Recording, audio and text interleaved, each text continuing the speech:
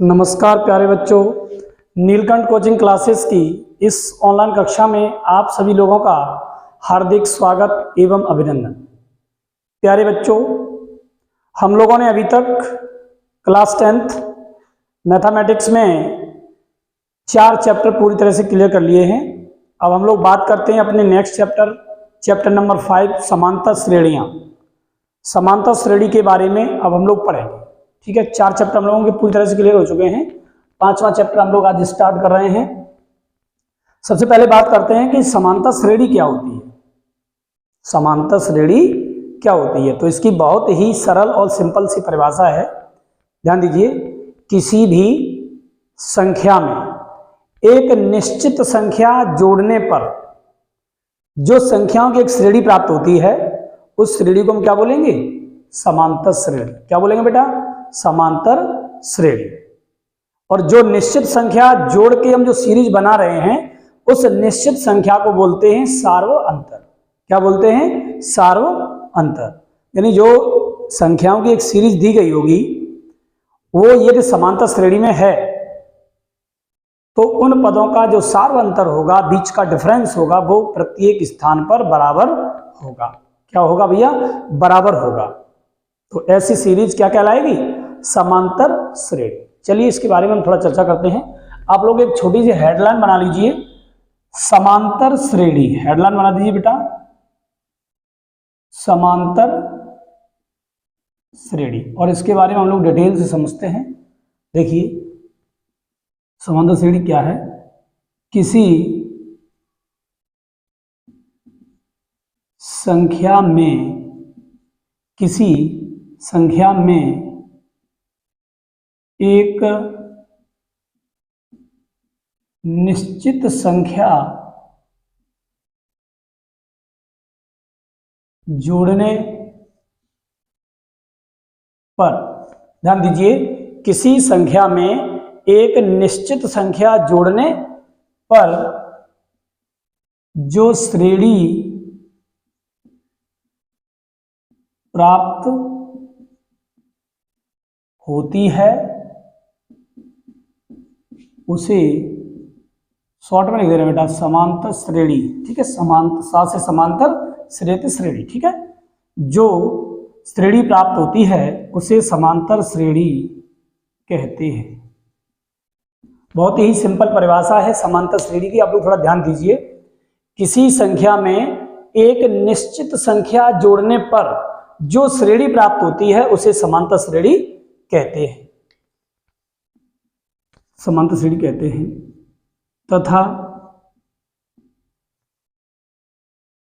तथा श्रेणी बनाने के लिए जोड़ी जाने वाली वह निश्चित संख्या सार्व अंतर कहलाती है। सार्व अंतर कहलाती है। बोलो, बात समझ में आई? किसी संख्या में, या इसको हम दोबारा से लिख देते हैं। ओके, ठीक, अब स्पष्ट समझ में आ रहा होगा। किसी संख्या में एक निश्चित संख्या जोड़ने पर जो श्रेणी प्राप्त होती है उसे हम क्या कहते हैं बेटा? समांतर श्रेणी कहते हैं। तथा श्रेणी बनाने के लिए जोड़ी जाने वाली वह निश्चित संख्या सार्वंतर कहलाती है। क्या कहलाती है? सार्वंतर। ठीक है, तो कोई भी सीरीज बनाने के लिए हम एक निश्चित संख्या को लगातार जोड़ते जाएंगे और जोड़ने के बाद एक समांतर श्रेणी प्राप्त होगी। और जो संख्या हम लगातार जोड़ रहे हैं हर स्टेप में, वो आपका क्या कहलाएगा बेटा? सार्वंतर। वो क्या कहलाएगा? सार्वंतर। बनाने के लिए जोड़ी जाने वाली वह निश्चित संख्या सार्वंतर कहलाती है, या सार्वंतर कहलाता है, ये होना चाहिए, सार्वंतर कहलाता है। देखिए, एग्जाम्पल के तौर पर हम क्या बेटा एक समांतर श्रेणी बनाने का प्रयास करते हैं। एक एग्जाम्पल देखिए, जैसे मान लीजिए एक निश्चित संख्या हमने ले ली 5। क्या ले ली? 5। अब 5 में 3 जोड़ो, 3, और फिर से 3 जोड़ो,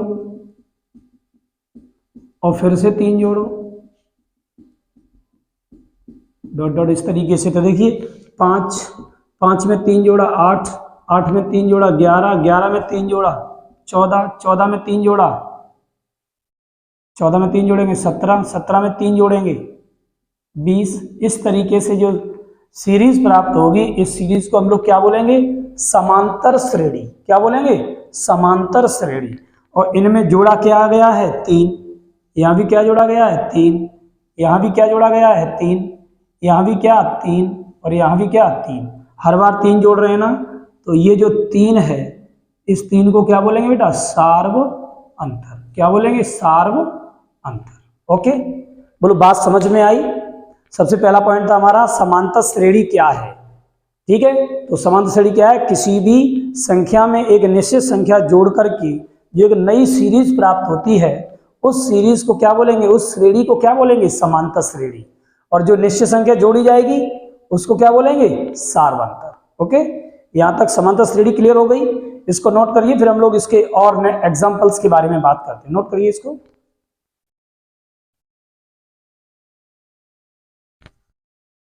हम लोग अब देखिए समांतर श्रेणी के कुछ अन्य उदाहरण के बारे में बात करते हैं। देखिए व्यवहारिक रूप में, जैसे आप लोगों ने लकड़ी वाली सीढ़ी देखी होगी अपने घर पे, देखी है ना? तो उस लकड़ी वाली सीरीज का शेप कैसा होता है? इस तरीके से 2 डंडे लगे होते हैं, बांस या कोई और डंडे, और उसमें क्या है?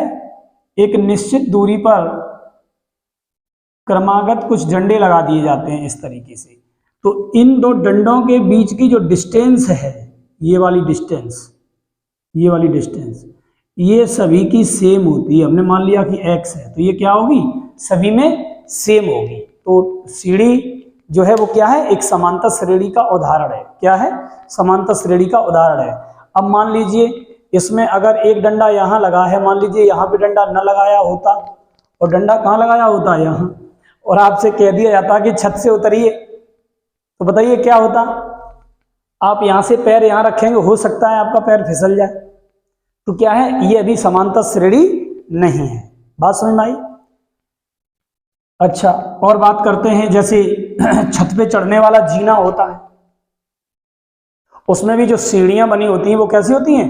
एक निश्चित ऊंचाई की होती हैं, सभी बराबर ऊंचाई की होती हैं। तो जीना भी क्या है? एक समांतर श्रेणी का उदाहरण है। बात समझ में आई कि नहीं? चलिए, ये भी है व्यवहारिक उदाहरण। इसके अलावा हम लोग बात करते हैं, जैसे मान लीजिए आपसे ये बोल दिया जाए कि पहली संख्या हमारे पास है 3 और सार्वंतर 5, यानी एक निश्चित संख्या 5 को जोड़ के एक समांतर श्रेणी बनाइए। तो आप कैसे बनाएंगे? 3 है, 3 में 5 जोड़ो 8, 8 में 5 जोड़ो 3 5 8, 8 5 13 और 5 18 और 5 23 और 5 28 और 5 33 डॉट डॉट डॉट। इस तरीके से एक सीरीज बन के तैयार हो जाएगी बेटा, कि नहीं हो जाएगी? बोलो।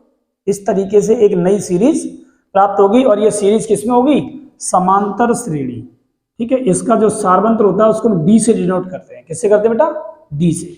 देखिए समांतर श्रेणी में डी कैसे निकालेंगे? 8 में से ये 3 माइनस कर दो। 8 में से 3 गया, कितना आ गया? 5। अगर यहाँ से डी निकालना हो तो 13 में से क्या कम कर दें? 8, तो डी बराबर 5। बोलो आ रहा है ना 5? यहाँ भी आ गया।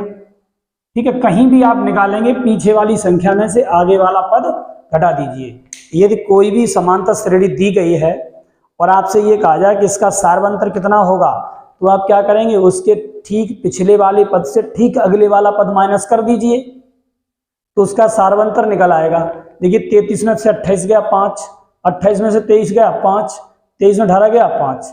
ये समांतर श्रेणी में है, इसलिए हर बार सार्वंतर क्या आएगा? 5 ही आएगा। क्लियर है? चलिए, अब हम लोग एक एग्जाम्पल की और बात करते हैं, फिर उसके बाद आगे बढ़ेंगे। जैसे आपको ये दे दिया जाए, मान लीजिए 4 4 7 10 12 16 डॉट डॉट डॉट। ये पूछा जाए बताइए ये समांतर श्रेणी है, तो आप क्या करेंगे?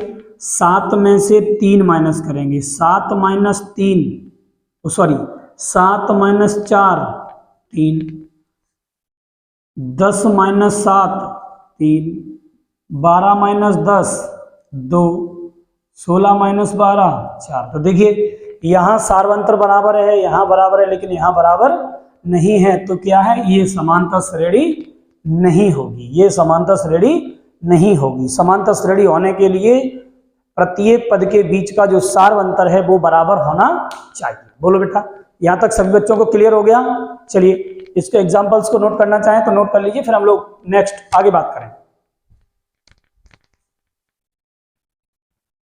चलिए अब हम लोग बात करते हैं सार्वंतर की डिटेल में।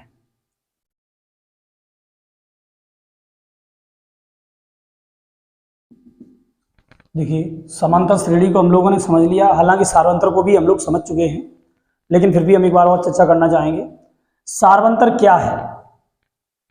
सार्वंतर मतलब जो समांतर श्रेणी दी गई होगी उनके पदों के बीच का जो अंतर है वो क्या है? सार्वंतर है।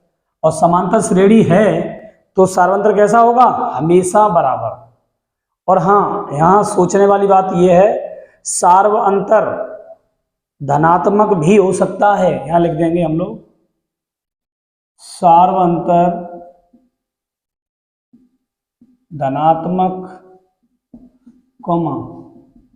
ऋणात्मक व शून्य कुछ भी हो सकता है, कुछ भी हो सकता है। जो सार्वंतर है वो धनात्मक भी हो सकता है, ऋणात्मक भी हो सकता है और शून्य भी हो सकता है। ओके, चलिए अब एक सीरीज लिख रहे हैं, उसके माध्यम से हम लोग समझने का प्रयास करते हैं। एक सीरीज दी गई है आपको, मान लीजिए 2, 7, 12, 17, 22 ये है। अब इसमें जैसे हम लोगों को निकालना है, मान लीजिए प्रथम पद क्या होगा?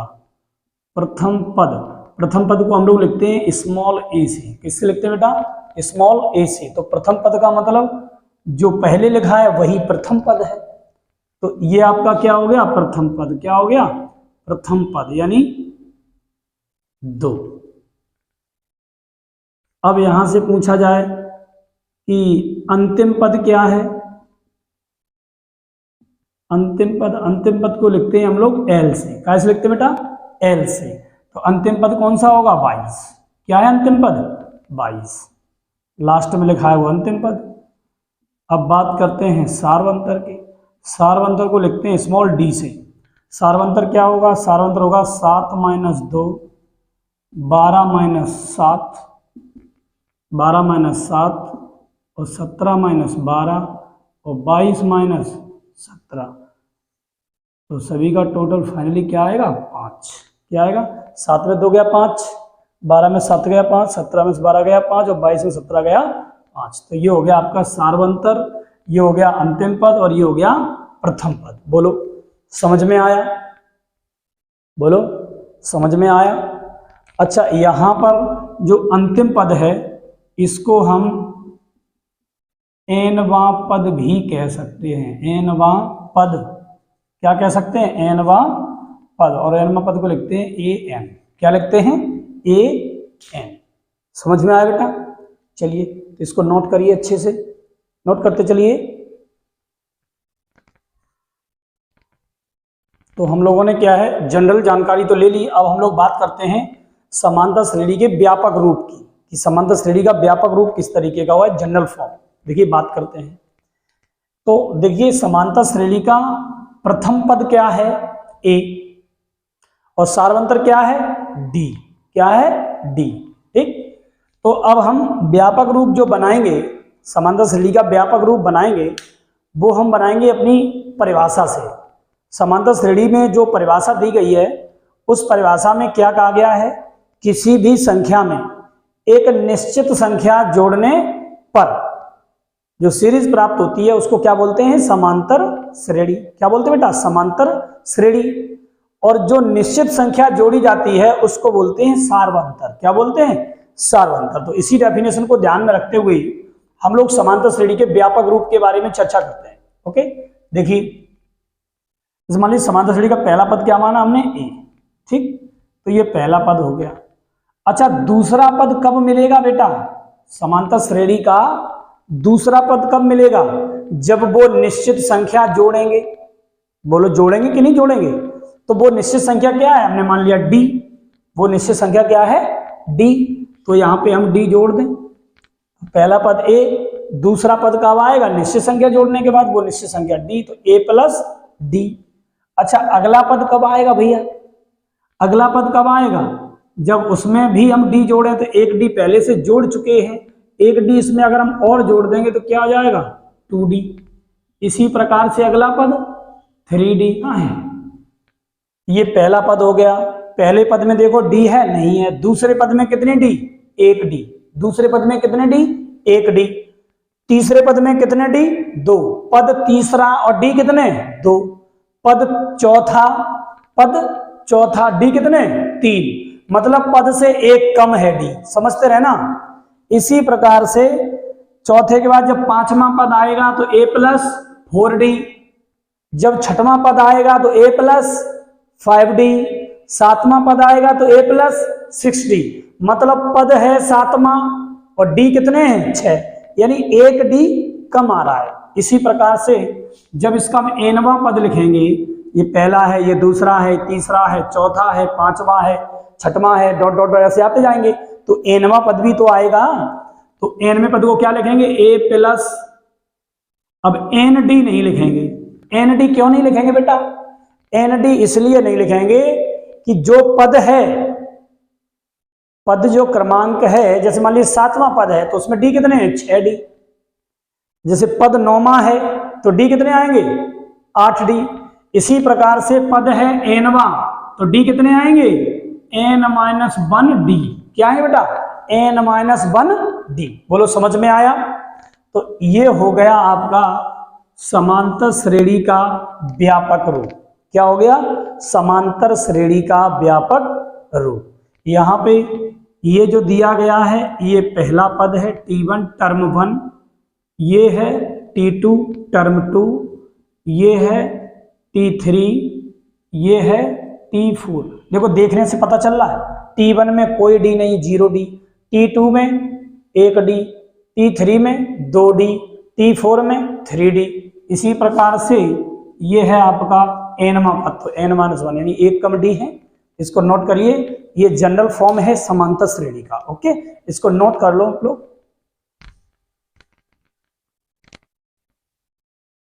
चलिए बच्चों, हम लोग 2 एग्जांपल्स की बात करते हैं, फिर इसके बाद हम लोग अपनी एक्सरसाइज को शुरू करेंगे। ठीक है, अब देखिए ये एग्जांपल है। सबसे पहले हम ये पता करेंगे क्या ये समांतर श्रेणी है।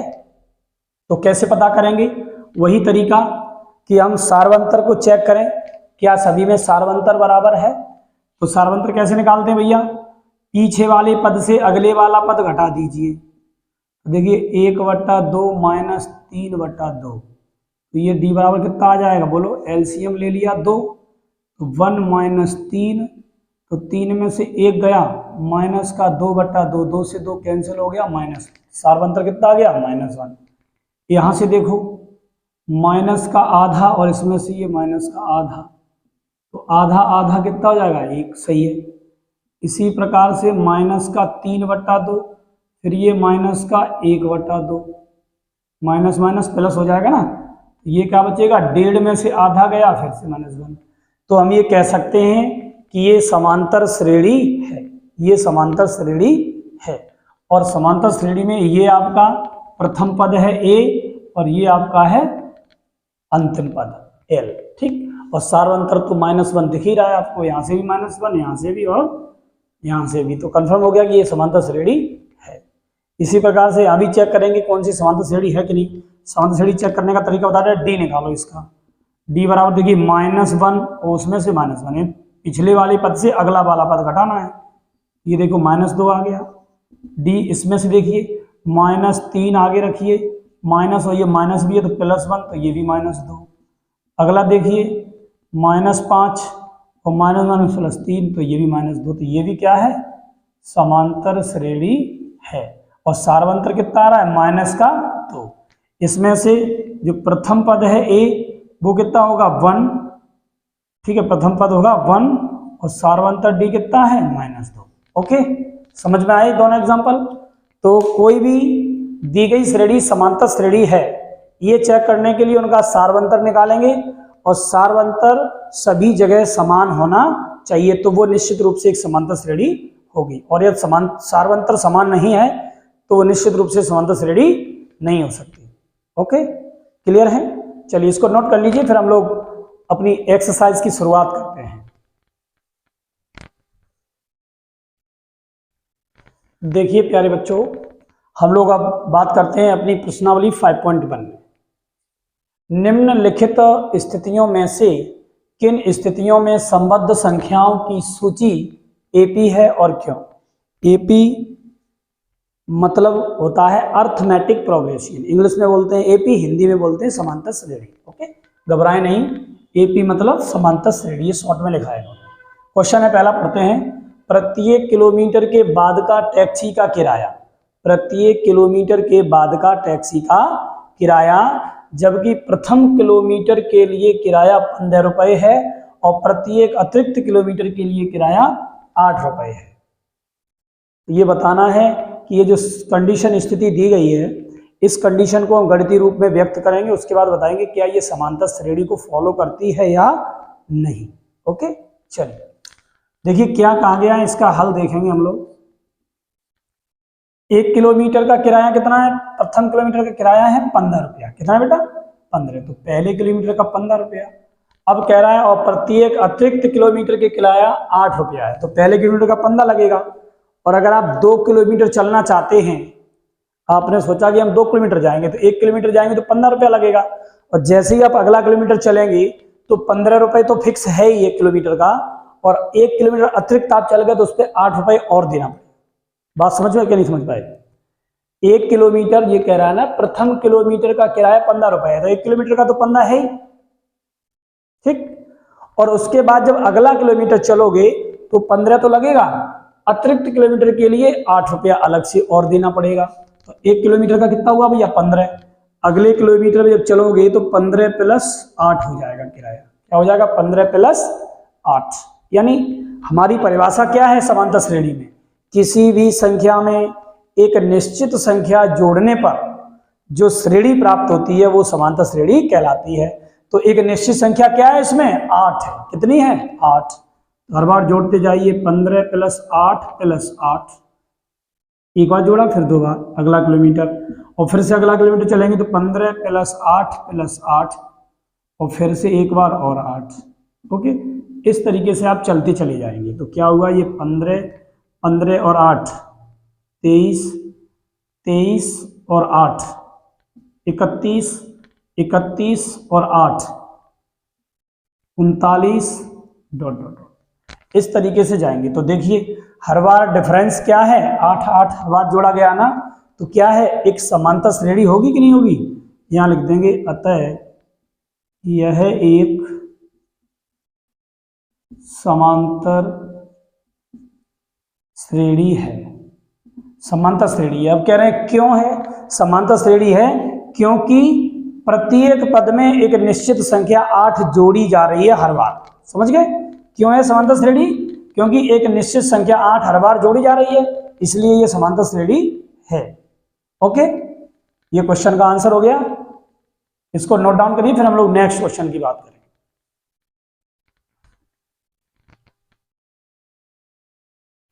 चलिए प्यारे बच्चों, हम लोग बात करते हैं पहले प्रश्न के दूसरे भाग की। किसी बेलन में उपस्थित हवा की मात्रा जबकि वायु निकालने वाला पंप प्रत्येक बार बेलन की शेष हवा का 1/4 भाग बाहर निकाल देता है, ठीक। तो हम क्या करेंगे? माना बेलन में भरी हवा का आयतन बराबर V है, ठीक। ये बेलन है, मान लिया हमने, इस तरीके से बेलन होता है, ठीक। इसमें क्या भरा है? हवा भरी है। इस हवा का आयतन क्या है? V। अब प्रश्न ये कह रहा है वायु निकालने वाला पंप प्रत्येक बार बेलन की शेष हवा का 1/4 भाग निकाल देता है। मतलब बेलन में एक बार में हवा निकल जाएगी 1/4, फिर से क्या होगा? जितनी हवा बचेगी उसका 1/4 भाग फिर से रिलीज करेगा, ठीक है। तो हमने मान लिया, चलो पहली प्रारंभ में हवा V है, हवा का आयतन कितना प्रारंभ में? V। अब क्या पंप निकालेगी हवा, कैसे निकालेगी, v में से कितना निकालेगी, v का 1/4 भाग निकालेगी ना। ये क्या आ जाएगा, 4 एकम 4, 4 में से 1 कम कर दो, कितना आ जाएगा 3v/4, इतना ही तो आएगा। अब नेक्स्ट टाइम फिर से हवा निकलेगी तो 3v/4 में से कितनी निकलेगी, 3v/4 का 1/4। देखो समझिए, प्रारंभ में हवा का आयतन कितना था v, और उसमें से v में से कितना निकला, v का 1/4 निकाल दिया, कितना आ गया 3/4 हवा रह गई उसमें, इसमें बेलन के अंदर। अब अगली बार में क्या होगा, 3/4 है, इसका भी 1/4 भाग ही तो निकलेगा, तो 3/4 है तो 3/4v में से 3/4v का 1/4 माइनस कर दो, तो देखिए क्या आएगा ये बेटा, यहाँ देखो 4 चौक 16 हो जाएगा, ये क्या हो जाएगा, यहाँ पूरा सॉल्व करके दिखाते हैं आपको। 3v/4 माइनस 3 एकम 3v और 4 चौका 16, इसको जब हम आगे सॉल्व करेंगे तो एलसीएम आ जाएगा कितना 16, तो 4 तियो 12, 4 तियो 12 v और माइनस 3v है, ये आ जाएगा 16 और 12 में से 3 गया 9, 12 में से 3 गया 9v, वो वहाँ पे 9/v हो गया, इसको हमने क्या लिख दिया 3/4, 3/4 का होल स्क्वायर v। बोलो तो श्रेणी क्या बनेगी आपकी, एक तो ये आएगा v, अतः सीरीज आपकी बनेगी v, फिर क्या आएगा 3v/4, फिर क्या आएगा 3/4 का स्क्वायर v डॉट डॉट, इस तरीके से बनेगी। तो क्या ये समांतर श्रेणी होगी, ये समांतर श्रेणी नहीं है, समांतर श्रेणी नहीं है। क्यों नहीं है, क्योंकि कोई एक संख्या निश्चित क्रम में जोड़ी नहीं गई है, हर बार 3/4 का मल्टीप्लाई हो रहा है, एक निश्चित संख्या का हर बार गुणा हो रहा है, जबकि हमारी डेफिनेशन में क्या है, किसी एक निश्चित संख्या का योग होना चाहिए, जोड़ना चाहिए किसी भी चीज में, तब वो समांतर श्रेणी कहलाएगी, तो ये समांतर श्रेणी नहीं है। ओके, इस तरीके से सॉल्व होगा ये क्वेश्चन, इसको नोट डाउन करिए, फिर हम लोग आगे बात करें।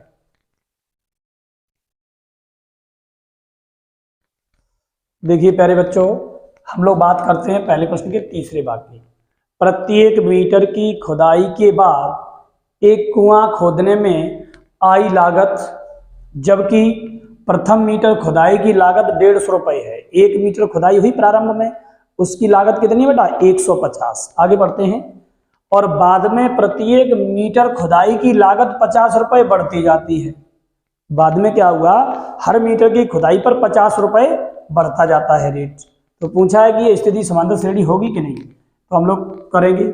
देखिए पहले मीटर की खुदाई कितनी लगी 150 रुपये, और जब दूसरे मीटर की खुदाई करेंगे 150 तो वो है ही, 50 रुपया और बढ़ जाएगा। ठीक, अगले मीटर के लिए 150 तो था ही, 50 और ये 50, 100 रुपये बढ़ जाएगा। इस तरीके से ये बढ़ता चला जाएगा।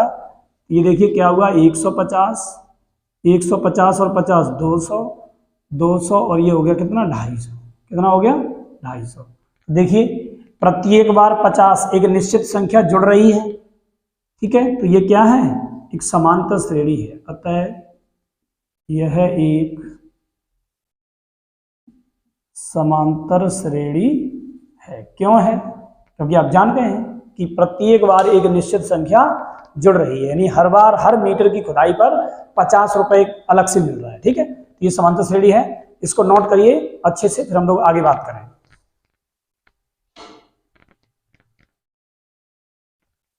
चलिए प्यारे बच्चों, हम लोग पहले प्रश्न के चौथे भाग की बात करें।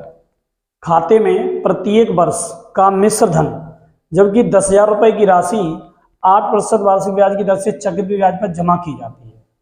खाते में प्रत्येक वर्ष का मिश्र धन, जबकि 10,000 रुपये की राशि 8% वार्षिक की दर से चक्रवृद्धि ब्याज पर जमा की जाती है। तो ये बताना है ये समांतर श्रेणी बनेगी या नहीं।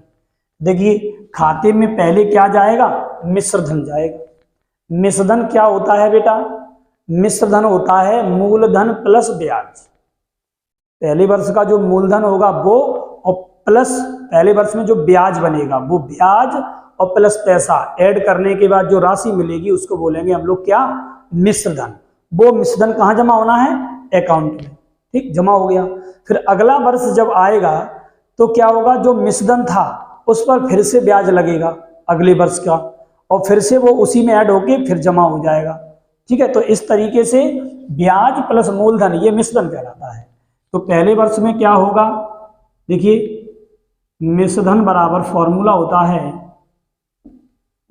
मिश्रधन बराबर, ब्लैक मार्कर से करते हैं दोबारा से, देखिए मिश्रधन बराबर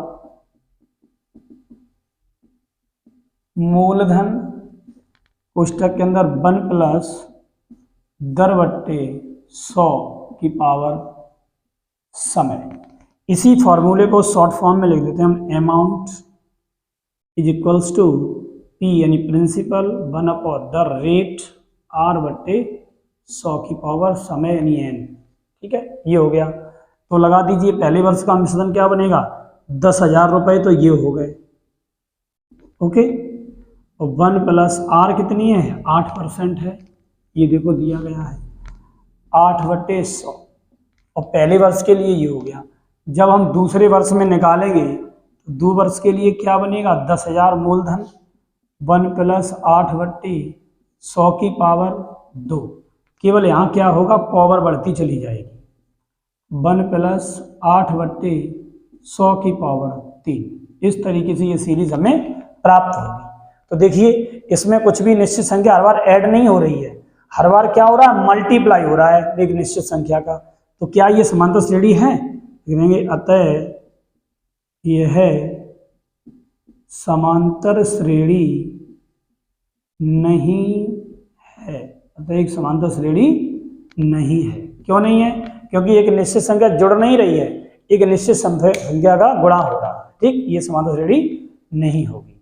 ओके, नोट कर लीजिए, पहले प्रश्न का ये अंतिम भाग था, इसको नोट करो, फिर हम लोग आगे अपने एक्सरसाइज में पढ़ेंगे।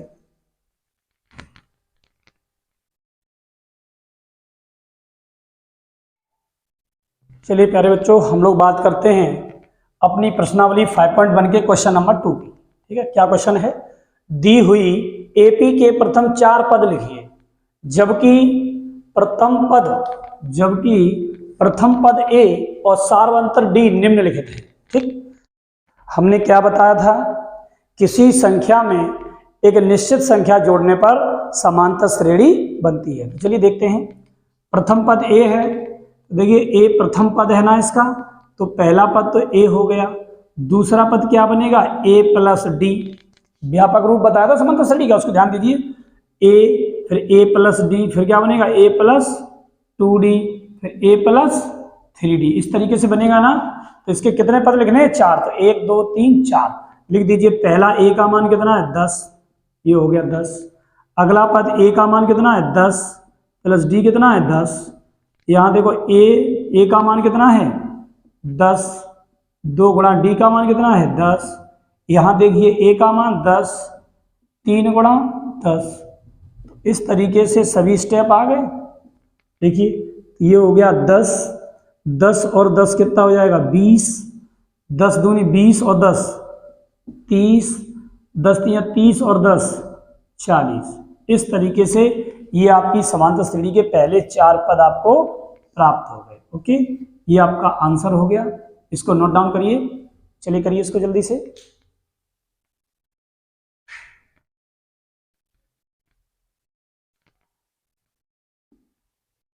देखिए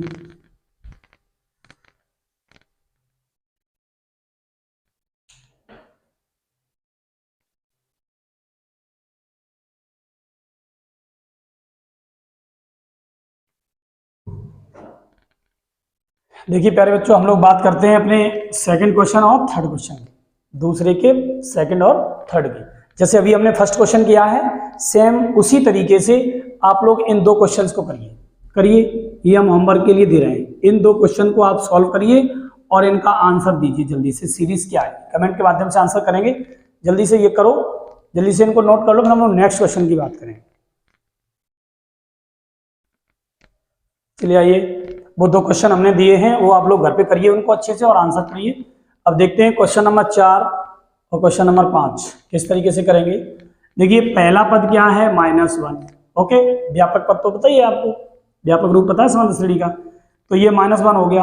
अब इस -1 में जब ये हम 1/2 ऐड करेंगे तो ये क्या बनेगा, -1 प्लस 1/2। फिर आगे से क्या करेंगे, -1 प्लस 1/2, फिर से 1/2, होगा कि नहीं होगा।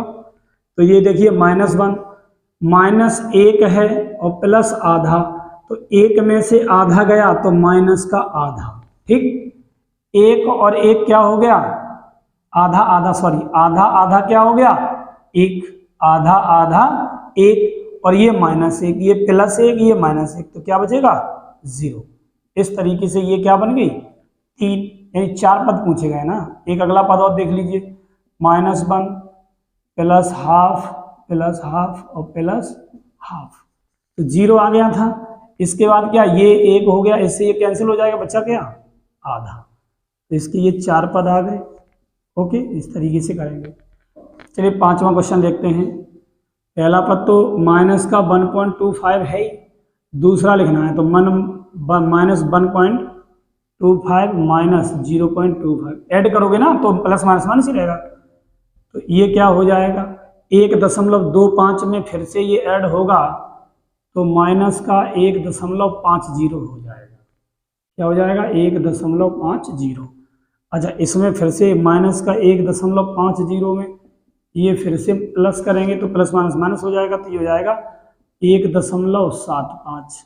अच्छा, फिर से ये माइनस को 1.75 में 0.25 फिर से माइनस करेंगे तो प्लस करेंगे ना तो प्लस माइनस माइनस हो जाएगा, ये आ जाएगा माइनस का 2.00। तो ये 4 पद आ गए, 1 2 3 और एक ये 4। ये आपके दोनों क्वेश्चंस के आंसर हो गए। ये 4th क्वेश्चन, ये 5th, दोनों को नोट करिए, फिर हम लोग नेक्स्ट क्वेश्चन की बात करें। देखिए प्यारे बच्चों, हम लोग बात करते हैं प्रश्न नंबर 3 की। निम्नलिखित में से प्रत्येक एपी के लिए प्रथम पद तथा सार्वंतर ज्ञात कीजिए। ये 4 क्वेश्चन दिए गए हैं, हमें क्या करना है, प्रथम पद और सार्वंतर ज्ञात करना है। तो प्रथम पद आप लोग जानते ही, ए से लिखते हैं इसको, तो ए बराबर इसका पहला पद क्या है 3, तो यहाँ आ गया 3, ये आंसर हो गया इसका। बहुत आसान क्वेश्चन है। डी बराबर, ये देखिए क्या है, समांतर श्रेणियां हैं सभी, क्योंकि दे रहे हैं ना प्रत्येक एपी के लिए, ये सभी एपी में है, तो हमें क्या करना है सार्वंतर। सार्वंतर कैसे निकालते हैं बेटा, लास्ट यानी कोई भी सार्वंतर निकालेंगे तो उसके ठीक पिछले वाले पद से उसका अगले वाला पद घटा दीजिए। तो 1 में से -3 कम कर दें तो डी बराबर 3 में से 1 गया तो माइनस का 2, ये इसका सार्वंतर हो गया, ये इसका आंसर है। ओके, समझ में आया। इसी प्रकार से सेकंड क्वेश्चन को देखते हैं हम लोग। ये कितना है इसमें -5, सीधा सीधा है, कुछ करना नहीं है। यहाँ डी निकालना है तो क्या माइनस का 1 और माइनस ये क्या है माइनस का 5, तो डी बराबर -1 और माइनस माइनस +5, तो डी बराबर कितना, 5 में से 1 कम करें कितना जाएगा 4। ये प्रथम पद है और ये इसका सार्वंतर है। बोलो समझ में आ रहा है ना, कर लोगे। तो इसी तरीके से एक क्वेश्चन ये वाला और एक ये वाला, दोनों का प्रथम पद और सार्वंतर आप लोग स्वयं ज्ञात करेंगे, ये आपका होमवर्क है। ओके, और कमेंट के माध्यम से वाई कमेंट के माध्यम से आप लोग बताएंगे इसका प्रथम पद क्या होगा, सार्वंतर क्या होगा, इसका प्रथम पद और सार्वंतर क्या होगा। नोट करिए, समझ में आ गया होगा अच्छे से। चलिए इसको नोट कर लीजिए, फिर हम लोग नेक्स्ट क्वेश्चन की बात करें। देखिए प्यारे बच्चों, प्रश्नावली 5.1 का क्वेश्चन नंबर 4। निम्नलिखित में से कौन कौन एपी हैं, यदि कोई एपी है तो इसका सार्वंतर ज्ञात कीजिए और इसके 3 और पद लिखिए। हमको 3 काम करने हैं। सबसे पहला काम हमारा ये है, हम इसको चेक करेंगे कि ये एपी है या नहीं। यदि ये एपी में है तो इसका सार्वंतर कितना है, और यदि आपको सार्वंतर मिल जाए तो इसके 3 पद और लिखने हैं। ओके, तो चलिए सबसे पहले हम चेक करते हैं समांतर श्रेणी है या नहीं। तो देखिए यहाँ डी निकालेंगे पहले हम, 4 और 2, 4 में से 2 गया, 4 में से 2 गया तो कितना बचा 2। 8 में से 4 गया, कितना बचा 4। 16 में से 8 गया, कितना बचा 8। क्या यहाँ सार्वंतर बराबर आ रहा है, नहीं, तो क्या है ये समांतर श्रेणी नहीं है, ये समांतर श्रेणी नहीं है। ओके, चलिए अब बात करते हैं क्वेश्चन नंबर 2 की। इसमें देखिए चेक करते हैं हम लोग, डी बराबर यहाँ क्या है, पिछले वाले पद में से अगले वाला पद घटाइए। देखो 5/2 -2, तो 2 दूनी 4, 5 में से 4 गया 1/2, ठीक है। ये देखिए 3 में से 5/2 घटाएंगे तो 2 3 6, 6 में से 5 गया 1/2, यहाँ 7/2 में से 3 घटाएंगे 2 3 6, 7 में तो 6 गया 1/2। तो देखिए सार्वंतर हर जगह समान आ गया, कह सकते हैं अतः समांतर श्रेणी है। तो अब इस समांतर श्रेणी है तो सार्वंतर तो 1/2 हो गया। अब क्या लिखना है, 3 पद और लिखने हैं। देखिए 2 में आधा जोड़ा 2.5, 2.5 में आधा जोड़ा 3, 3 में आधा जोड़ा 3.5, 3.5 में आधा जोड़ोगे 4, 4 में आधा 4.5 यानी 9/2 और 4.5 में आधा यानी 5। बोलो, अरे भाई देखो 3.5 में आधा 4, 4 में आधा 4.5 यानी 9/2 और 9/2 यानी 4.5 में आधा 5। आ गया ना, ये आपका फाइनल आंसर है। Note down. तो उसके बाद बात करें अगले। चलिए आइए बच्चे, हम लोग बात करते हैं थर्ड क्वेश्चन। देखिए यहाँ पर हम चेक करें समांतर श्रेणी है या नहीं। तो इसका डी निकालिए। पीछे वाली संख्या में से ये वाली संख्या आपको क्या करनी है, माइनस। तो माइनस का 3.2 प्लस 1.2 हटाएंगे, क्या बचेगा 3.2, 2 में से 2 गया 0.3 में से 1 गया माइनस का 2 आ गया। ऐसे ही अब यहाँ करेंगे तो माइनस का 5/2 माइनस माइनस प्लस 3/2, यहाँ भी क्या आएगा 2 से 2 गया 0 और 5 में से 3 गया माइनस का 2। ये भी देखो डी बराबर है।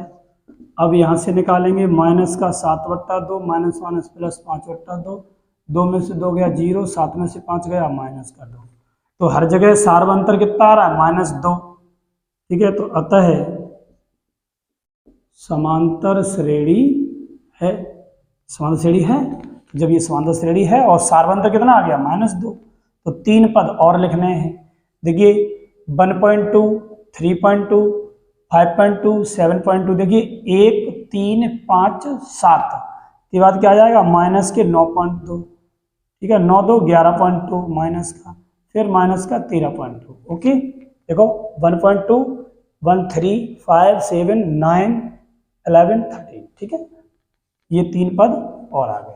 ओके, समझ में आया क्वेश्चन? नोट कर लीजिए, बहुत आसान क्वेश्चन है। पहले चेक करेंगे श्रेणी है, श्रेणी है तो उसका सार्वंतर हमने निकाल लिया कितना -2, पता चला श्रेणी है, और उसके बाद 3 और पद हमने लिख दिए, ठीक है। कर लीजिए इसको नोट। ये बेटा क्वेश्चन नंबर 4 के शेष भाग हैं। 3 प्रश्नों को हमने करा दिया है, इसके पहला दूसरा तीसरा। अब ये शेष भाग बचे हैं। इन सभी शेष भागों को आपको चेक करना है कौन कौन से समांतर श्रेणी में हैं और कौन से नहीं हैं। जो समांतर श्रेणी में उनके लिए सार्वंतर ज्ञात कीजिए और 3 और पद लिखिए, ठीक है। तो ये क्वेश्चन सॉल्व करेंगे, ये आपको होमवर्क के लिए दिया जा रहा है। सभी कमेंट के माध्यम से हमें बताएंगे, क्वेश्चन नंबर डालेंगे, जैसे 5 नंबर है तो 5 नंबर डाल देंगे और वहां पे लिख देंगे यस, अगर है तो यस, नहीं है तो नो। ओके, इनके आंसर करेंगे हम लोग। आपसे कोई क्वेश्चन नहीं बनता है तो आप लोग घबराएं नहीं, हमें कमेंट के माध्यम से जो जो क्वेश्चन नहीं बन रहे हैं उनका क्रमांक डाल के कमेंट कर दें, तो हम क्या है एक शॉर्ट वीडियो बना देंगे, इसके माध्यम से सारे क्वेश्चंस को हम लोग अलग से क्लियर कर लेंगे, ठीक है। तो आज की क्लास में इतना ही रखते हैं। नेक्स्ट क्लास में नेक्स्ट एक्सरसाइज के साथ उपस्थित होंगे। तब तक के लिए अच्छे तरीके से पढ़ते रहिए। थैंक यू, धन्यवाद।